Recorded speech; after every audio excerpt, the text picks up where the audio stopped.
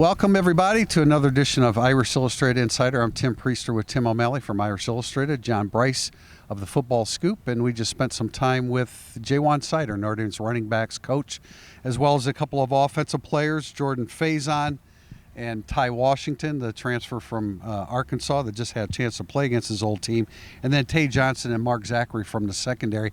I want to start with Seider. He's always a fun interview. Always very insightful. I was the first one to go over there and speak with him, and you know, he talked about the same thing that everybody else is saying about the top two running backs, Brice and Love, how unselfish they are, and he's just kind of like astonished that in this day and age you have two running backs that are that good, that fast, that dominant, and he was astonished about, you know, Brice saying to Love, "Come on in, get your third touchdown" a couple games ago. Yeah, that's I mean, he's used to two awfully good backs as well. But I mean, actually, I got over to Seider late. I wasn't there for that conversation. I asked him about Nolan James, and he said, you know, that guy came in. He is built to be a running back, mentally and physically. He's got a low center of gravity. He is great between the tackles. Some guys break long runs. The key to being a great running back in consistency is being great between the tackles. He attacks pass blocking. He came in. No moment was too big for him, and I had four running backs that were absolutely fine. We didn't need a fifth. And he absolutely made it that he was going to be that fifth running back. That he knows he's going to be a really good player in the future. But you guys were over there with Seider during Love and Brice. Before I go any further, I want to remind everybody that Instant Analysis is brought to you by the RVMH Hall of Fame in the Northern Indiana Event Center in Elkhart, Indiana. JB, jump in. Yeah, for me, that early part of Seider, what stood out is he talked about the hunger that both of those running backs have to be the best in the nation. I think he said of Jadarian Price, he told me he wanted to be the smartest running back in the nation, and he talked about how much differently he already sees them on the film they're putting together this year versus the film he saw of them last year. And I asked him, what about this offense in general? How different is it and what it's putting on film week after week, or video now, week after week, versus what you came in and said you studied? And he said, it's all the difference in the world. We got so many weapons.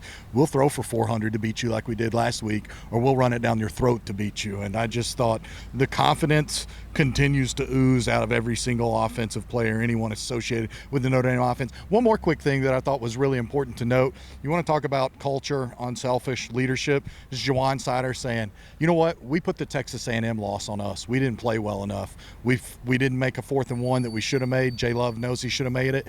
We threw an interception we didn't need to throw. We don't do that. We put some air on the scoreboard and we win that game. He also talked about, you know, I mean, he took responsibility to some extent, the coaching staff not getting enough touches for the running backs against Miami. And he reminds everybody, a lot of those are RPOs and the changes at the line of scrimmage, but as a coaching staff, it's their responsibility to make sure that they get the touches.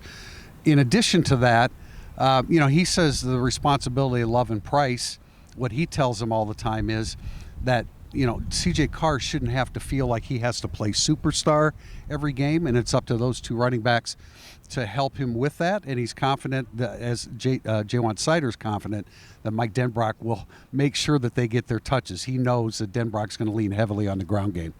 An offensive coordinator as good as Denbrock, he's going to run the ball. That's a direct quote. No doubt. Tim, I want to jump to you about Jordan Faison. I know you spent time with him. He says he's good at, well, he was asked if he's good at every sport. He's not.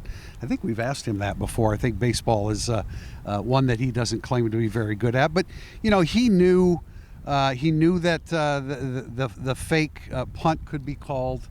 He has a great deal of trust in Marty Biaggi to call that. They called that spaceship. Were you there when he said that? They don't know the fake punt is coming. They find out when they are on the field. Every play I asked him, so all these fakes happen, you get the call when you're on the field, aside from the 2-point conversion against Ohio State when you know you're going for that. But you still don't know what the play call is. He said, yeah, we got it. We look at the sideline, play comes in, we're like, all right, I guess we're running it. But that's what Marty Biaggi has told us several times. It is repped and repped and repped, and this isn't the only one that's repped. And for 35 years, people have said, why do they run that when they're up by so much? It's because now it is on video, as JB just pointed out. They want it on video. It's not a mistake that they ran that. They want people to prepare for that while they have something else coming. Jordan Faison will be part of that something else. I asked him kind of tongue-in-cheek because he was getting a lot of plaudits that I hadn't seen him tackled in the open field in my life until that game when he should have scored a touchdown. He said, funny you said that. Emil Wagner was the first one over, and he's like, bro, you got to take that one to the house. He's like, yeah, I know I should have, but he has really developed as a wide receiver. I finally got a straight answer.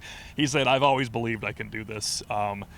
kind of felt that taking the top off the defense against Purdue is what opened it up so much for him to be a volume wide receiver against Arkansas. Yeah, and as we've known all along, I mean, he had the injury against Texas A&M to open the season last year, high ankle sprain. And I don't remember which, it was the third or fourth game of the season, I think, where he got heavily into it, actually, when I was there. Okay. He re-injured it against Louisville. He said it was the worst pain he's felt. It went all the way up to his knee, the first one.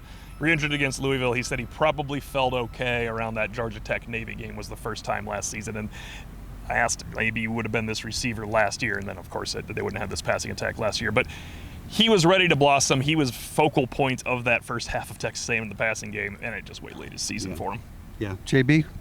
Yeah, a little bit from Ty Washington. Some great questions there from Drew Mintock about how he's been received by his teammates here, what it's also been like to be in a program that wins so much after being in a program that loses so much they had to fire their head coach. And he just said he's found how receptive the guys are, that they'll listen, that the culture lifts everything up. There's not finger pointing. He said Eli Raridan is the starter, but if I see something, I can talk to Eli Raridan about it.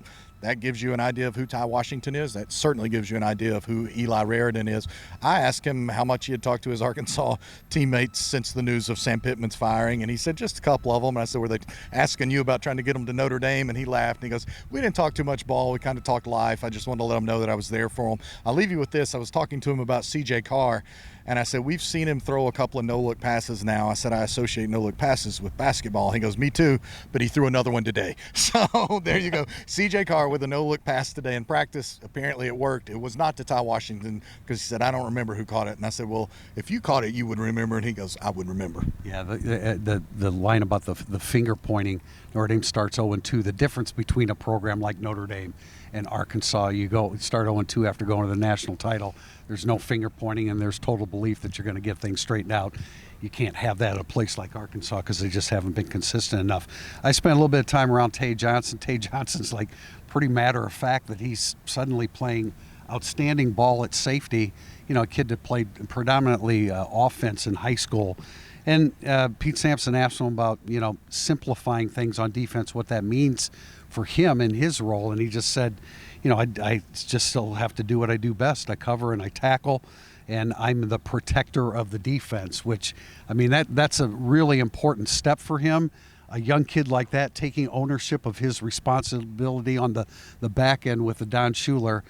It's no wonder that he's playing the kind of ball that he is. Yeah, I spent my time with Mark Zackery, but I did go over for Tae Johnson to say that mentally zone is much tougher, physically man is much tougher. Makes a lot of sense. I mean, if you think of that, there's just obviously more choices you have, and we asked Zackery about it, and of course at corner it's different than safety.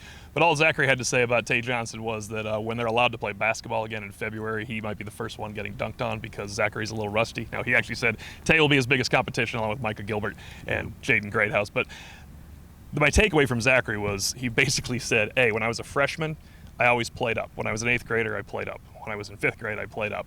I played up against guys that were seniors when I was a freshman, against guys that were in 8th grade when I was a 6th grader. I am used to playing against older dudes, bigger dudes, and it doesn't faze me. He did admit once that I think they called it an 80-pound, might be the exaggeration, disadvantage to Malachi Fields in a blocking drill might not be the number one thing for him in his opening camp, but he said he's really not fazed by it, and he's just learned bad plays happen, great players move on. Yeah, I thought it was interesting, John, that I thought he was recruited as a nickel. I mean, I thought that was pretty prominent during the recruiting process. He said he didn't even play any nickel during preseason. He'd be happy to jump over there if he had to, but Golden played over there, of course, with Devontae Smith, and Hobbs was there as well, so he wasn't ever asked to do that. But just the progress, he talked about just eye discipline between Purdue and Arkansas. He's a fast study. He played really, really well against Arkansas. Yeah, and I didn't get to spend as much time around Zackery, but a couple of additional notes from Tae Johnson. One being, to your point about he's the protector back there. He said, my mindset has to be nothing gets past me whatsoever, nothing. And then he said, look, I was only around Xavier Watts for about 7 months, but he said X's impact on me continues to linger to today. He still has the ability to pick his brain if he wants to. He's like, that guy's in the NFL. Why wouldn't I learn from him? He just got another interception on Sunday, too. Tim, final thoughts? Yeah, the last thing for Ty Washington, we kind of asked him about his injury. JB asked him about his injury. It's pretty clear it's going to bother him, for a while. But it was good to see that his wrist brace was not intact, I thought, coming up. In other words, he needs it for football. But he mentioned, I hurt my wrist in camp. I play football every day. it's not getting better. He's going to obviously need that bye week after USC. That'll help a little, but it's just something he's going to battle through, and he's obviously gone through it because he would not have had one snap against Miami if he wasn't injured. They needed desperately some blocking against Miami. I think he has just turned the corner in that now. Yeah. That's it from outside the Air Parsegan Gate here outside of Notre Dame Stadium. I'm Tim Prister with Tim O'Malley and John Brice, and this has been Irish Illustrated's Incident Analysis, brought to you by the RVMH Hall of Fame and the Northern Indiana Event Center in Elkhart, Indiana.